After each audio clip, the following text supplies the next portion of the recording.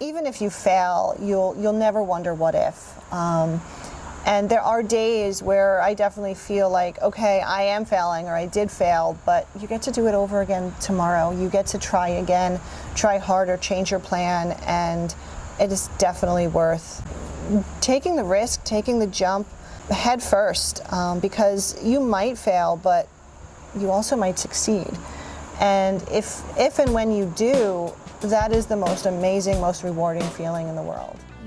Welcome to Biggest Best Life, the podcast that dares you to dream big, live louder, and step fully into the rockstar life you are made for. You're not too late, you're right on time, and we're just getting started. Here's your host, Lauren Chapnick.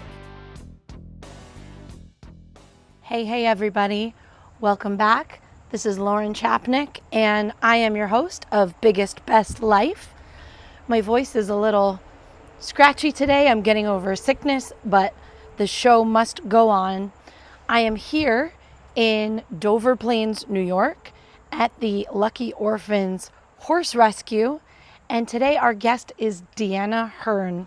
She is the founder, and she found this beautiful place 17 years ago, and she does a lot of incredible work with both horses and humans, and she really just listened to that inner calling that was telling her that what she was doing before wasn't really working for her. And now she runs this beautiful sanctuary. We sat down in front of one of their horses' stalls. You're going to hear some ambient noise in the background today as I sit down and talk to Deanna, and I hope you enjoy. Here she is. Congratulations, by the way, on having a baby. Thank you. Is it your first one? Third. Oh, wow. Good for you. What'd you have? I had a little boy, third boy. I have a 22-year-old son, a 17-year-old son, and a 10-week-old son. Oh, my gosh. Yeah, it's been an adventure. Yeah, I'm sure. Great. So tell us, where did you grow up? So I grew up, I was born in Mount Vernon, Lower Westchester, lived on City Island, which is like a little island off the Bronx, and then moved to New Rochelle. So Lower Westchester until I was 15, and then we moved to Millbrook, so from Westchester to Dutchess County. And as a kid, what lit you up? Like, were you always drawn to horses and animals? It's funny, on like my senior superlatives, you know, when they guess what you're going to be doing, it was that I would own a horse. I started riding when I was 10, 11 years old with my grandfather. He was a Korean War veteran, and in Korea they used horses to move artillery. They had real war horses. So horses, throughout the war, after the war, through his recovery struggles, it was always a horse that brought light to his life. And when he would take me horseback riding as a child, that's the story that he told me, that horses always bring light. So when he was diagnosed with pancreatic cancer, he bought me a horse. So I got my first horse when I was 12 as a gift from my grandfather. And he got me the horse so that through all the dark parts of my life, I would always have a way to turn on the light. And after he passed away, it really was horses that kind of tethered me to bring joy to my life, even on the hard days. And now there's 44 horses that have been rescued to bring joy to people. That's so beautiful. That's such a beautiful story. Thank you. He was bad. He was a bad horse. He bit, he kicked, he reared, he bucked, he threw me off so many times.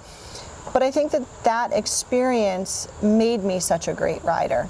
I'm of the mentality that whatever life gives you, every struggle, you can't be a victim of. You have to be a survivor of. So yeah, I love riding. I don't love competing. I don't love the show ring, but I love connecting with a horse and going for a trail ride or just playing. I think that says so much about you too, that your first horse gave you so much trouble, threw you off. Most people wouldn't get back on again. And you went on to a whole career in horses. Yeah, so that just means I'm stubborn, right? Stubborn and persistent. Yeah, but I do. I think that you can't be a victim of circumstance. You have to be a survivor. So did you kind of always know you wanted to have a career with horses? I did, yeah. I wasn't quite sure what. You know, it's so interesting how early kids have to decide what their career choice is going to be. Yeah. But I thought about always using horses as a tool for healing. I thought I wanted to do more PT, OT work with kids on the spectrum. And the more I've learned and as life took me on this journey, it's really become using horses for mental emotional support, for PTSD, trauma. We've worked with domestic violence victims, rape victims, grief and loss. So much more than I thought was going to be possible. So take us back to your early career. How did you get started with horses? And then kind of what led you to the rescue world? What happened? Yeah, that's a great question. So I started a boarding business in 2003. I had worked for other people. I was 20 years old, and I worked for other people throughout my life up to that point, taking care of their horses, managing other people's farms, and I became pregnant with my first son in 2003. Well, two. He was born in 2003.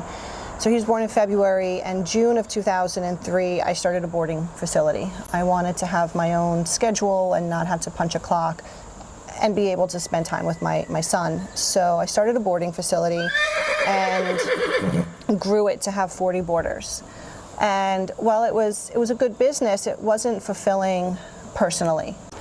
And I realized that just taking care of other people's horses wasn't offering a solution to anything.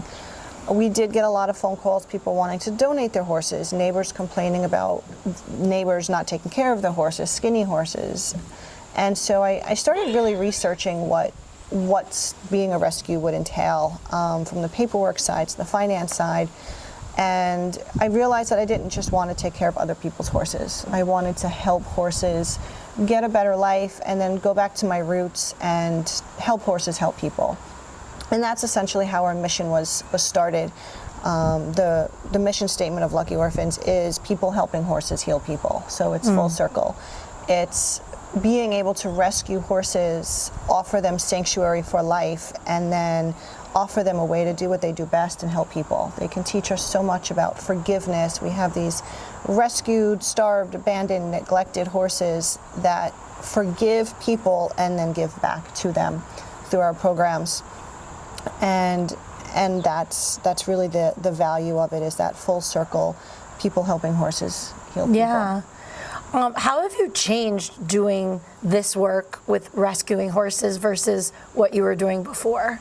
And what have you learned from horses? What have the horses really taught you? So what's changed is where it used to be just get up, feed the horses, take care of the horses, that didn't belong to me. They were boarders' horses. They were other people's horses. I didn't get attached. Now every horse has a story. Every horse has a past that they're trying to overcome while looking into the future. And I think that's my biggest takeaway is you can't judge a book or a horse by the cover. So it's always a question of what did this horse endure? What have they gotten through, and what can they help me get through? And it's interesting, I just interviewed a potential new employee yesterday, and she has a one-eyed cat. And we joked a little bit about what would Meadow do, because she said that Meadow is completely resilient, and she might walk into the chair, but if she's going to the kitchen, she's going to walk into the chair, shake it off, and keep going. And I think that so many of our horses are the same way. We have blind horses here. We have horses with one eye. We have lots of different situations.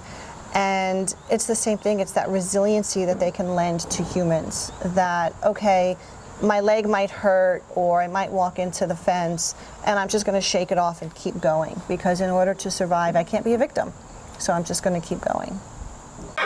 So tell me about some of the programs that you have here at Lucky Orphans for wellness, healing, trauma.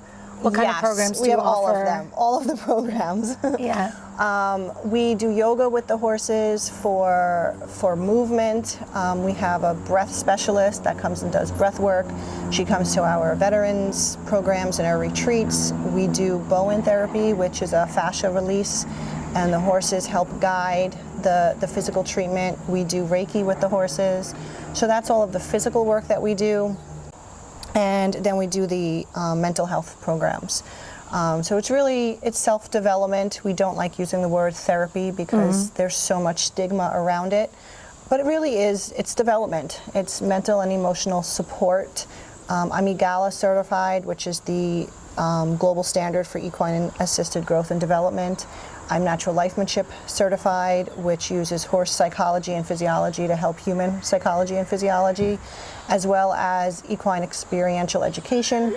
And I'm also a certified humane education specialist. So our programs satisfy the New York State standard for humane education. So we have a mobile classroom. We go right into schools and use horses for humane education, tying children to animals in their community.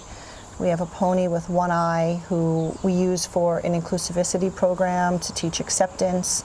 So the programs are endless. And it's so hard, and people say that you should pick one demographic to work with. But we really can help everybody, and I don't want to limit that. Of course. We've done programs with senior citizens, we've done programs with nursery schools, and everything in between. I love that.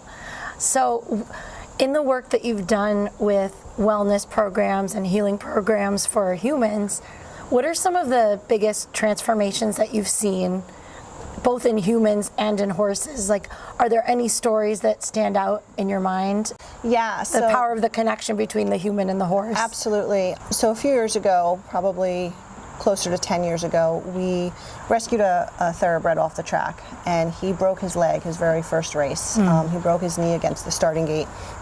And when we found him, he was at another facility.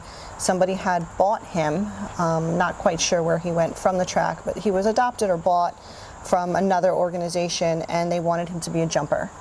So there's this woman who's trying to ride him and trot him and get him over jumps, and he has a broken knee. So then we pulled the x-rays, and it was in fact still fractured. So we accepted him into the program, and he was really shut down. So you have an athletic horse who doesn't really know why all of a sudden he's in retirement. You know, he's kind of depressed, head down. And at the time we had a volunteer who came in, and she was 13 years old. She was a bilateral amputee, had both ankles and feet removed when she was 8 years old due to arthrogryposis.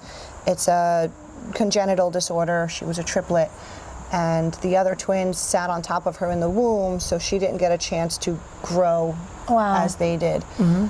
So her joints were restricted. She had limb restrictment, and she had to have her ankles and feet removed when she was 8 years old. When she was 13, she had attempted suicide 3 times because the kids were bullying her. The kids at school were just, you know, instead of supporting her and helping her, carrying her books for her, they would laugh at her when she dropped them. And so she was really struggling, and she came to the farm just to volunteer, not even as a client, but just to find a place to fit in and maybe get away from the struggles of life.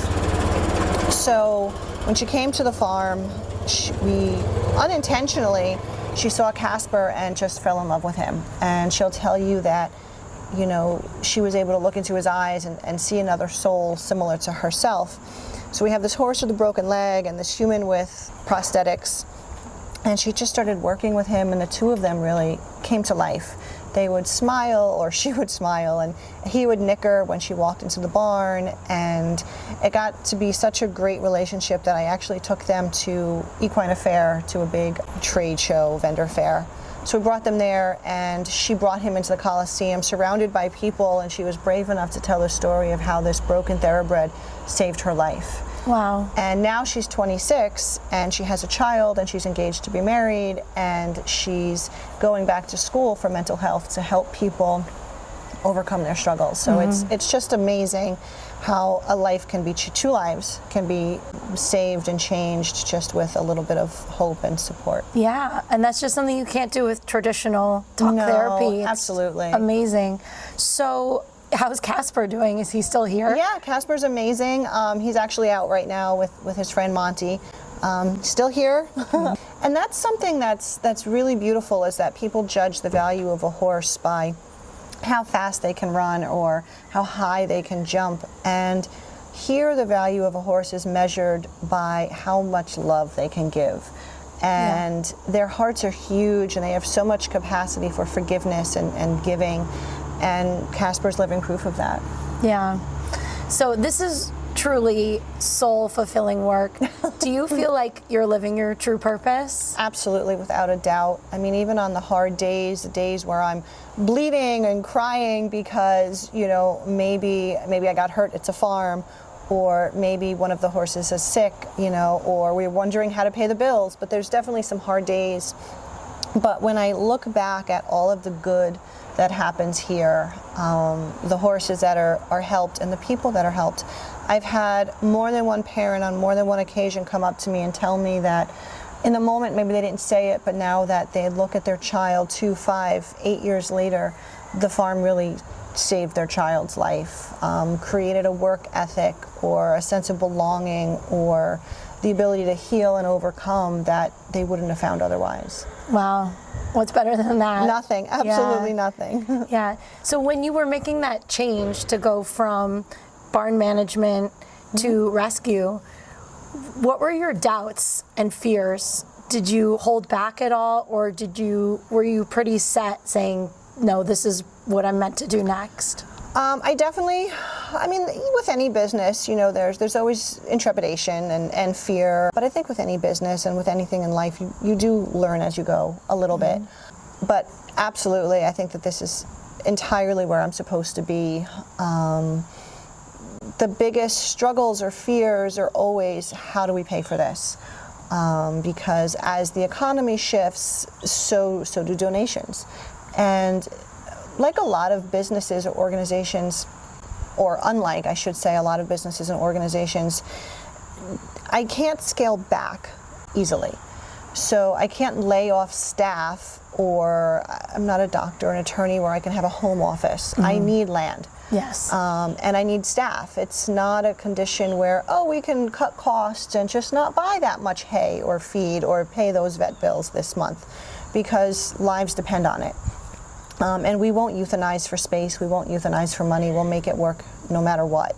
So 44 lives depend on the income from the programs, the income from the education, the income from the grants, the income from donations. So it's a constant, there are definitely some nights that I lose sleep over, how am I going to pay the bills this month? How are we going to pay the taxes? How are we going to buy hay this week? It was and it still is always a struggle in nonprofit. People that are listening, where can they find you? How can they support your mission? So really, really easy. You can just Google Lucky Orphans. We have a website. You can learn about all of the horses. You can donate to a specific horse. So luckyorphans.org allows you to donate easily. We're also on Facebook. We have about 30,000 followers on Facebook. So Lucky Orphans Horse Rescue on Facebook. You can also donate there. You can learn about our events. So lots of fun ways to get involved, and of course donate. You can follow us on Instagram, LinkedIn. We're on all the social media platforms.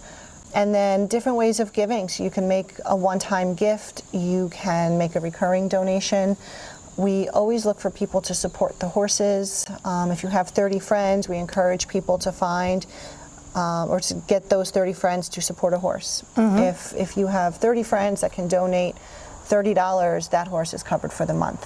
So we get very creative. We've had people sign up to give to our horses as wedding gifts, as bar mitzvahs.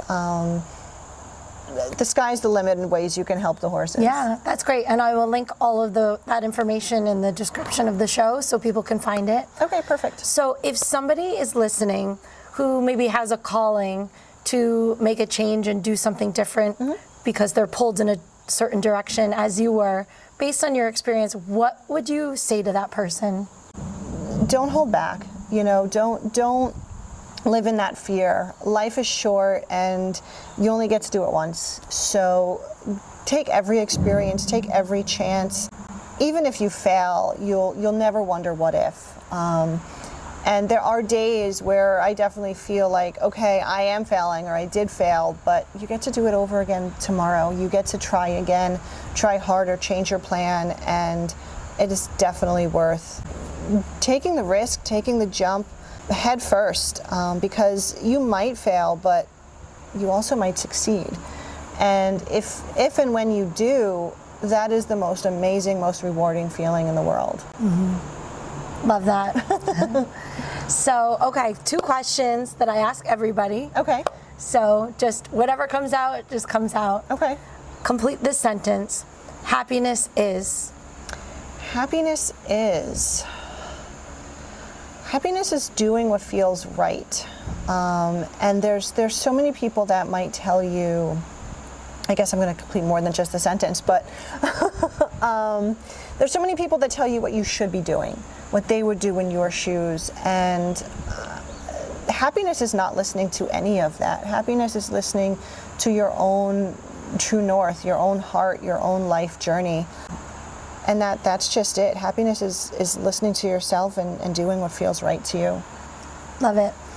Deanna, what do you think it means to live your biggest, best life? My biggest, best life is really just living in the moment. I can't imagine being anywhere else. I did make the decision early on when I was just 20 years old that I didn't want to work for anybody else. I didn't want to punch anybody else's clock. And that to me has been my truest gift to myself, to be able to work for myself, even though it is a nonprofit and I have a board and it does have that corporate business model. It's my time. It's my gift to the community and my gift to myself to be able to have a flexible schedule, to spend time with my family, which is the most valuable thing. As much as I love my time with the horses and I love helping people, it's really being able to tune in with my family, share this with my family, and spend as much time as I can with my family doing what I love. I think that's my truest, biggest joy, is doing what I love with the people that I love. Excellent. So what does the future hold for you, and what does the future hold for Lucky Orphans? So the future for me is getting to be a mom all over again. I just dropped my used to be youngest off to start his life in college and had a baby. So it's great to be able to literally start over, and I think that's the most valuable message, is you can always start over, no matter what that looks like. So yeah, the future looks like getting to be mom all over again. And congratulations to you. Thank you. And for Lucky Orphans, it's we do want to do some rebranding because I want to drop Horse Rescue from the name. I think it's very limiting. It doesn't really express truly what we do. Whereas Lucky Orphans can be the people that we help, the horses that we help. I really want to deep dive, take this time of rebirth and renewal and see what we can do to reinvigorate Lucky Orphans. We've been around for 17 years, and I want to check in with the community and see if there's any gaps that we can fill. I love it. Deanna, thank you so much Lauren, for inviting me here. Yeah. This was so great to talk to you, and I wish you all the best. Thank you for sharing your story with us. Great. Thank you so much for coming. Thank you. Deanna, thank you so much for sitting down with me and sharing your story. It was so inspiring to hear you and how you started this wonderful organization. If you would like to learn more, you can go to luckyorphans.org. I will link that in the show notes as well. Make today awesome. Trust your gut, get off your butt, and I will see you the next time. Bye-bye. Thanks for tuning in to Biggest Best Life. If today lit a fire in you, follow, review, and share it with someone who needs the spark. And remember to text Best Life, one word, to 833-681-6463 to get Lauren's weekly dose of motivation straight to your phone. Now go out there, live boldly, love wildly, and never settle for less than your biggest, best life.